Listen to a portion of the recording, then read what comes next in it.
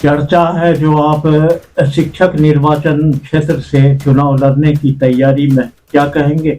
ये सही है या चर्चा में ही?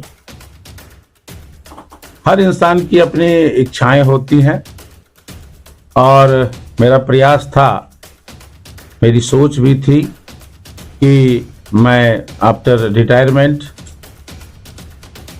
शिक्षक निर्वाचन क्षेत्र से दरभंगा से उम्मीदवार के रूप में अपने को प्रस्तुत कर सकूं, लेकिन मैं किसी दलीय राजनीति से जुड़ा हुआ नहीं हूं। नमस्कार, बेगूसराय फ्रंटलाइन के दर्शकों का हार्दिक स्वागत है। आज हम जिस शख्सियत का साक्षात्कार लेने के लिए उपस्थित हैं, उनका नाम है प्रोफेसर अशोक कुमार सिंह अमर। आवास लोहिया नगर शहर के भीतर। प्रोफेसर अशोक कुमार सिंह अमर जाना पहचाना बेगूसराय का नाम है। आर्यभट्ट सबसे पुरानी बेगूसराय की कोचिंग संस्था जिसके वो निदेशक हैं। आर्यभट्ट का उस समय निर्माण हुआ था, स्थापना की गई थी जब उंगली पर गिनने लायक कोचिंग इंस्टीट्यूट ही बेगूसराय में हुआ करते थे।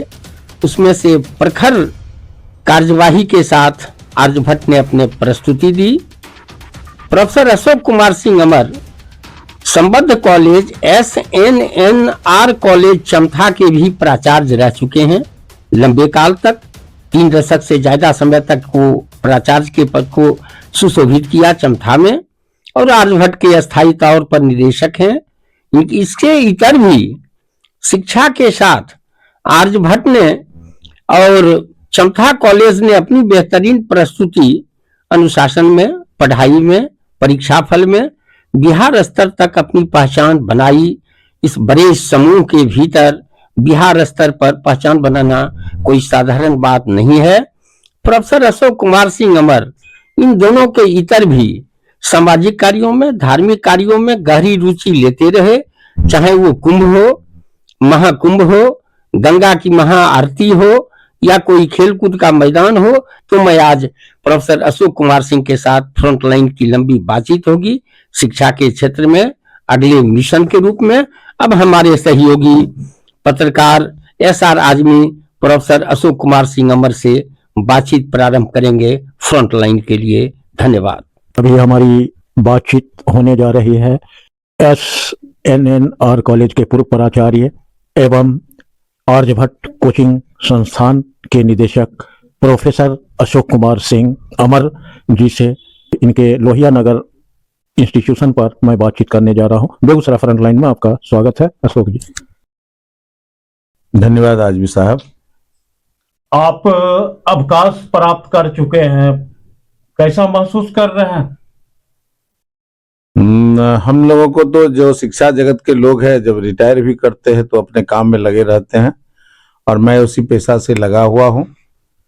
थोड़ा सा तो बोझ हल्का हुआ, लगता है कि कॉलेज का जो बोझ था, एक सोचना पड़ता था अकेले में एडमिनिस्ट्रेशन से संबंधित, उनसे मुक्ति तो जरूर मिली है, लेकिन काम वही है, पढ़ना और पढ़ाना, बच्चों के बीच में रहना।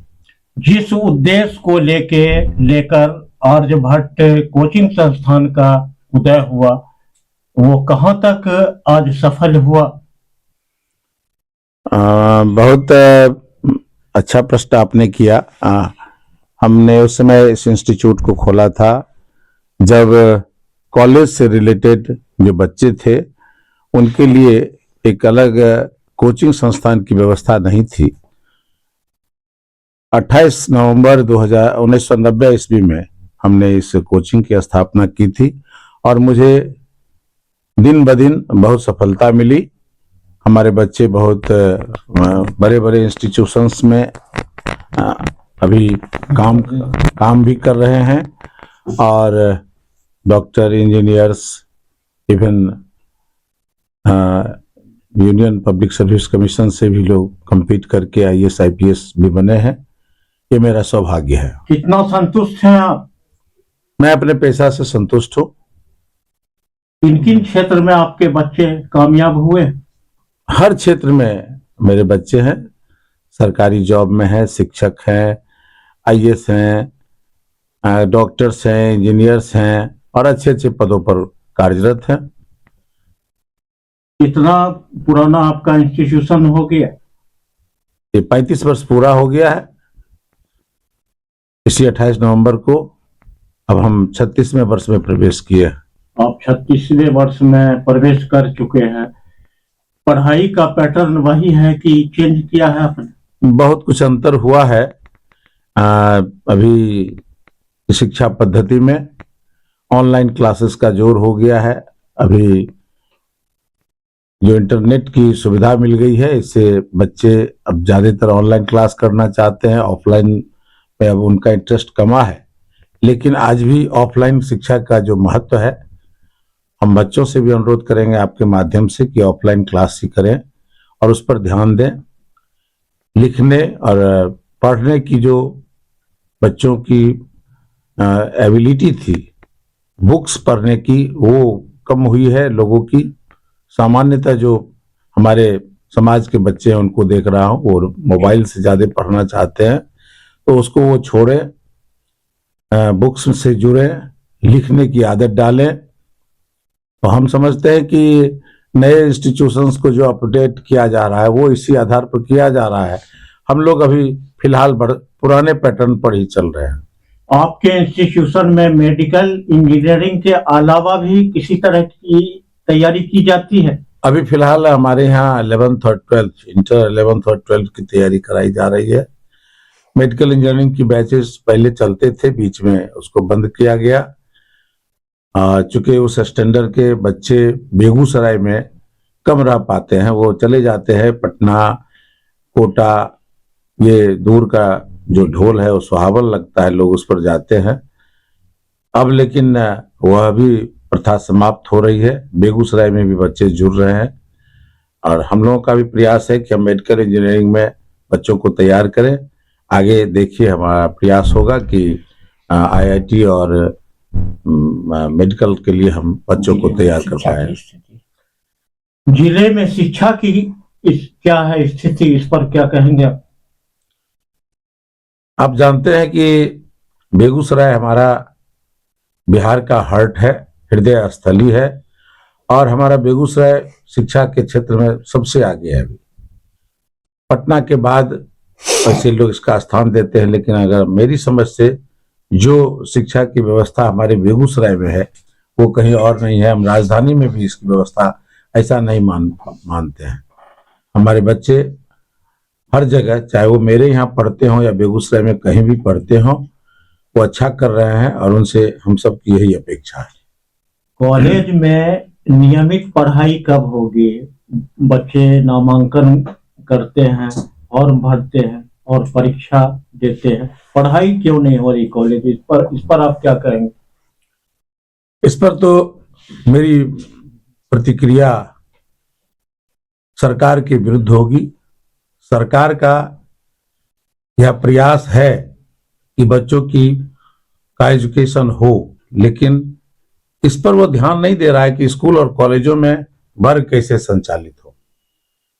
शिक्षकों पर दबाव बनाए हुए है सरकार कि आप रेगुलर क्लास कीजिए, आप समय पर आइए। उनके लिए एक ऐप दे दिया गया है कि उस ऐप पर आप जो है सो अटेंडेंस बनाइए, लेकिन बच्चों की पढ़ाई कैसे हो, बच्चे पढ़ाई से कैसे जुड़े, इस पर सरकार की कोई व्यवस्था नहीं है। और इसी कारण कॉलेज और स्कूलों में अभी भी जो बच्चों की उपस्थिति होनी चाहिए वो डर से हो रही है, पढ़ने के लिए नहीं हो रही। संबद्ध कॉलेजों की क्या दशा है? संबद्ध कॉलेज और प्रस्वीकृत कॉलेजों की दशा हम समझते हैं कि सरकारी स्कूलों से अभी भी अच्छी है, लेकिन सरकार का इस पर कोई ध्यान नहीं है।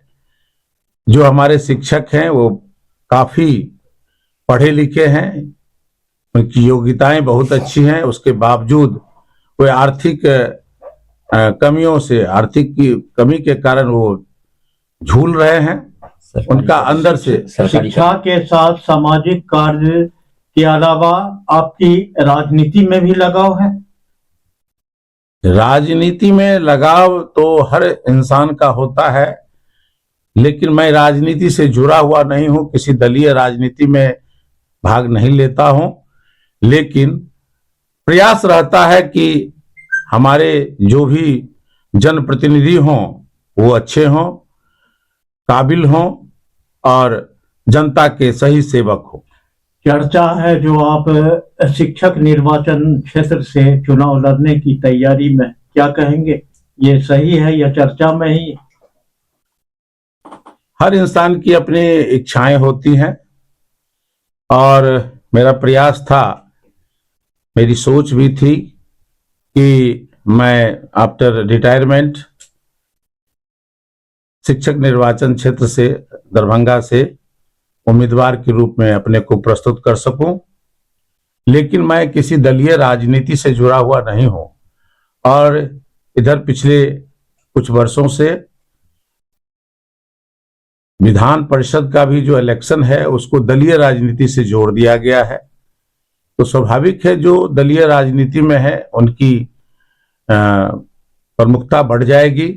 हम लोग दलीय राजनीति से अलग है, लेकिन शिक्षक समाज अगर यह चाहता है, अगर शिक्षक समाज का कोई प्रेशर इस तरह का बनता है, चाहे वो कोई भी उम्मीदवार हो, हम हो या कोई और हो जाए, तो वैसे लोगों को इसमें आना चाहिए।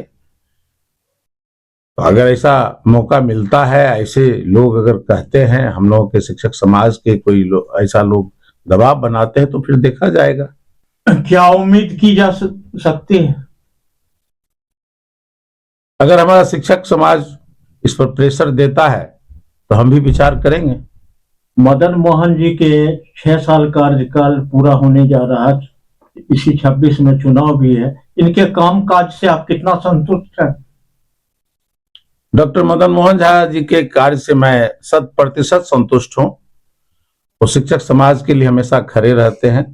उनको जब भी याद किया जाता है वो हम लोगों के सामने आते हैं और जो भी शिक्षकों की समस्याएं होती हैं उसके लिए उनका प्रयास रहता है, साथ देते हैं, इसलिए हमें उनसे कोई शिकायत नहीं है। इस चैनल के माध्यम से आप अपने छात्रों को क्या मैसेज, क्या संदेश देना चाहेंगे? बच्चे अभी पढ़ाई पर ध्यान दें, जहां तक संभव हो मोबाइल से दूर रहें, किताबों से, बुक से वो अपने को जोड़ें, लिखने का जो अभ्यास समाप्त हो चुका है उसको लिखें, चूंकि इंटरमीडिएट की जो परीक्षाएं होती है वो ऑफलाइन होती है और बच्चे मोबाइल से ही उसको देखते रहते हैं, मोबाइल पर ही अपना जोर लगाए रहते हैं, ऑनलाइन क्लासेस करना चाहते हैं, उसको वह छोड़े और ऑफलाइन क्लास से जुड़े, पढ़ाई करें और जितना वो लिखेंगे उतना उनका प्रैक्टिस होगा। किताब से जुड़े, किताब पढ़ना बिल्कुल छोड़ दिए हैं, किताब से जुड़े, वो गेस पेपर और टेक्स्ट पेपर से में उतना इंटरेस्ट ना लें, ज्यादा से ज्यादा किताब को पढ़ें और हम समझते हैं कि अगर थोड़ा सा भी उस पर ध्यान देंगे तो जीवन में वह सफल होंगे। सोशल मीडिया को कितना अच्छा मानते हैं? क्या इसका प्रभाव समाज पर पड़ रहा है? सोशल मीडिया में अच्छाई है तो बुराई भी है और इसीलिए सोशल मीडिया से बच्चों को दूर रखने का प्रयास किया जा रहा है।